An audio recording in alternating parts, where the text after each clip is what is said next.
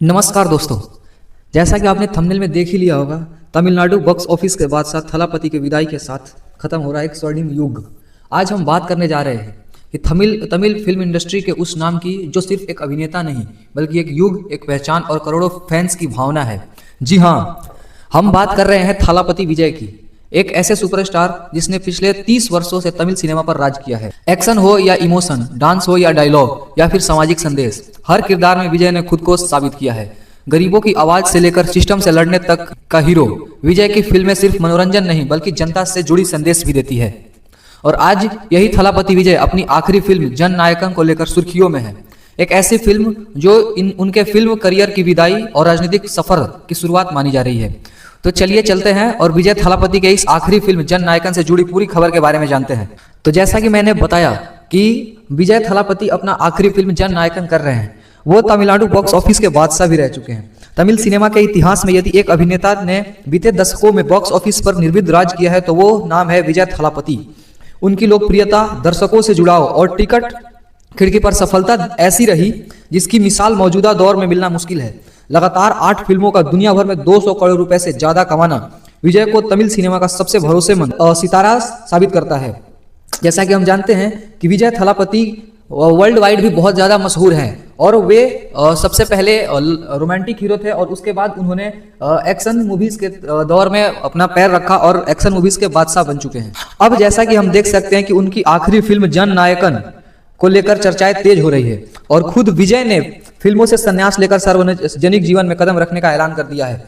तो तमिल फिल्म उद्योग एक ऐसे मोड़ पर खड़ा है जहां एक युग का अंत साफ दिखाई दे रहा है। हालांकि फैंस के लिए निराशाजनक खबर यह भी रही है कि 9 जनवरी को पोंगल से पहले रिलीज होने वाली यह फिल्म सेंसर सर्टिफिकेट में देरी के कारण टल गई। निर्माताओं ने अभी नई डेट की रिलीज की घोषणा नहीं की है। जन नायकन, जिसे पहले थलापति 69 के नाम से भी जाना जा रहा था, अब आधिकारिक तौर पर विजय की फिल्म फेयरवेल बन चुकी है। यह एक राजनीतिक एक्शन ड्रामा फिल्म है जिसे निर्देशित किया जा रहा है मशहूर डायरेक्टर एच विनोद के द्वारा और इसके संगीत दिया है अनिरुद्ध रविचंद्रन ने। इस फिल्म का नाम से ही पता लग रहा है कि इसकी थीम जन नायकन यानी जनता का नेता है। इस फिल्म को विजय थलापति की आखिरी फिल्म बताई जा रही है और इसका बैनर भी रिलीज कर दिया गया है, परंतु सेंसर बोर्ड में कुछ कंट्रोवर्सी होने के कारण इस फिल्म के रिलीज में कुछ देरियां भी बताई जा रही है। शुरुआती सफर से सुपरस्टार बनने तक की कहानी। अब हम विस्तार से जानेंगे कि आखिर विजय थलापति शुरुआत से लेकर उनके स्ट्रगल लाइफ से लेकर और उनके सुपरस्टार तक बनने तक की कहानी कैसी रही है। तो विजय की फिल्म करीब 23 वर्षों का रहा है उनका करियर, जिसमें उन्होंने 65 फिल्में की है।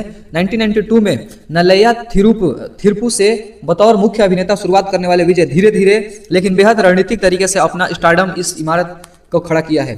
फिल्म वितरक और थिएटर मालिक तिरुपुर सुब्रमण्यम, जो Tamil Nadu theatre and multiplex owners association के पूर्व अध्यक्ष भी रह चुके हैं, उनके मुताबिक विजय का करियर कई चरणों में आगे बढ़ा है। उनका कहना है कि करियर की शुरुआत में विजय ने रसीगन और कोयम्बटूर मापिल्लई जैसी एक्शन फिल्मों के दर्शकों का ध्यान खींचा। उसके बाद असली मोड़ उनकी एक फिल्म से आया जिसने उन्हें रोमांटिक हीरो के रूप में स्थापित कर दिया। इसके बाद उनकी एक फिल्म और एकाएक 2 फिल्में आई, जैसे फिल्मों के अनुसार उनका लवर बॉय के अवतार में दर्शकों को उनका लवर बॉय खूब पसंद आया। इस फिल्मों के निर्माण ज्यादातर सुपर गुड फिल्म के बैनर तले हुआ था, जिसके अनुभवी निर्माता आरवी चौधरी चलाते थे। स्टार्टिंग में विजय थलापति एक रोमांटिक हीरो और लवर बॉय के रूप में अपना इमेज फिल्मी दुनिया में स्थापित कर लिए थे, परंतु अब हम जानेंगे कि आखिर ये मोड़ कब आया और उन्होंने एक्शन हीरो और मास के रूप में कैसे अपनी इमेज बनाई।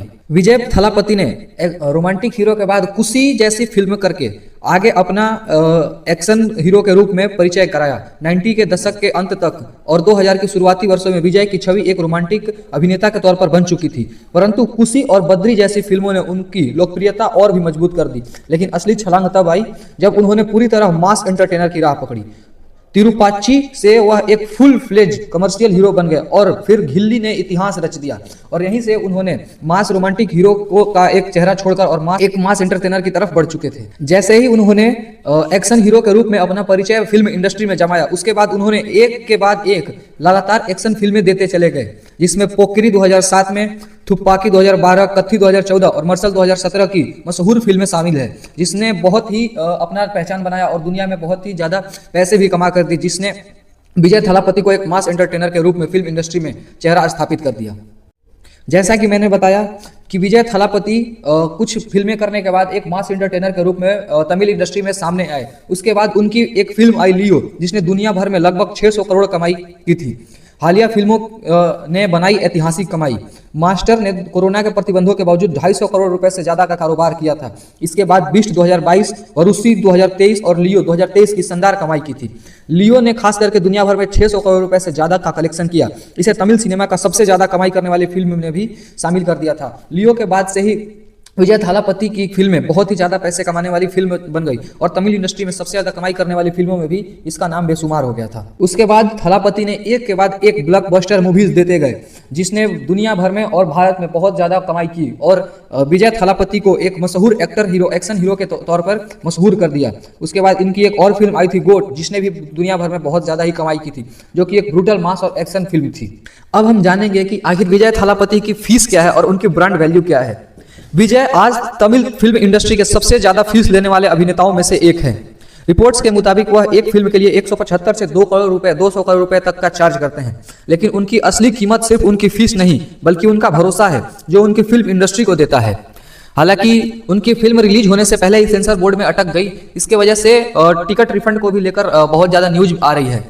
टिकट रिटर्न रिलीज से पहले 4.5 लाख टिकट बिक चुके थे। करीब 1 करोड़ रुपए तक का रिफंड करना पड़ गया था। इसके बाद निर्माताओं ने दर्शकों से सार्वजनिक रूप से माफी भी मांगी थी और इसके बाद अभी कोई लेटेस्ट अपडेट उनकी तरफ से दिया नहीं गया है। अगर लेटेस्ट अपडेट के मुताबिक माने तो अब जननायक की नई संभावित रिलीज लगभग 14 जनवरी बताई जा रही है, परंतु यह किसी भी ऑनर्स या किसी भी डायरेक्टर के द्वारा कंफर्म की गई तारीख नहीं है। जैसा कि हम देख सकते हैं, जननायकन आखिरी फिल्म आखिरी सलाम निर्देशक NH विनोद और जननायक विजय की विदाई फिल्म है। खुद विजय ने घोषणा की है कि वह अब फिल्मों से दूर होकर जनता की सेवा करेंगे। रुबन मथिवनन ने कहा कि लियो और गोट विजय के करियर की सबसे बेहतरीन फिल्मों में शामिल है और जननायकन ने दर्शकों को एक यादगार विदाई के रूप में उम्मीद की जा रही है। जैसा कि हम जानते हैं कि सबसे अहम बात यह है कि विजय थालापति ने साफ कर दिया है कि जननायकन के बाद वे पूरी तरह से राजनीति में उतरने वाले हैं।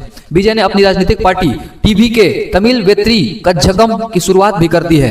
यही वजह है कि इस फिल्म को विजय की आखिरी फिल्म माना जा रहा है और इसे राजनीति में उनकी एंट्री से भी जोड़कर देखा जा रहा है, क्योंकि विजय थालापति ने खुद से ही साफ कर दिया है कि इस फिल्म के बाद वो कोई भी फिल्म नहीं करेंगे और वो पूरी तरह से जनता की सेवा यानी कि राजनीति में उतरने का साफ अपना मन साफ कर दिया है। फिल्म के ट्रेलर को अगर लेकर बात करें तो सोशल मीडिया पर जबरदस्त रिस्पांस मिला है। फैंस ने इस मूवी को बहुत ज्यादा पसंद किया है। बड़े फिल्म मेकर्स ने भी इस फिल्म की बहुत ही तारीफ की है।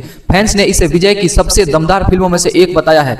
कई लोगों का तो कहना यह भी है कि जननायक विजय की रियल लाइफ इमेज से भी मेल खाती है। ऐसा कि मैंने पहले भी बताया था कि ये एक विजय थालापति की आखिरी मूवी है, जिसको लेकर यह मीडिया में सुर्खियां बनी हुई है और यह बहुत सारे मीडिया हैंडल द्वारा कवर भी की गई है, जैसा कि आप इन तस्वीरों में देख सकते हैं। और बहुत सारे मीडिया हैंडल ने यह भी लिखा है कि थालापति विजय ने नम आंखों से एक्टिंग करियर को विदाई देते हुए बोला, मेरी आखिरी फिल्म दर्दनाक है। आप इस विषय पर क्या सोचते हैं? क्या जननायक इतिहास रचेगी और क्या विजय राजनीति में भी उतने ही सफल होंगे जितना कि वो फिल्म करियर में है? अपनी राय कमेंट बॉक्स में जरूर बताएं। अगर वीडियो पसंद आया हो तो लाइक शेयर और चैनल को सब्सक्राइब करना ना भूलें। मिलते हैं अगली बड़ी खबर के साथ। धन्यवाद।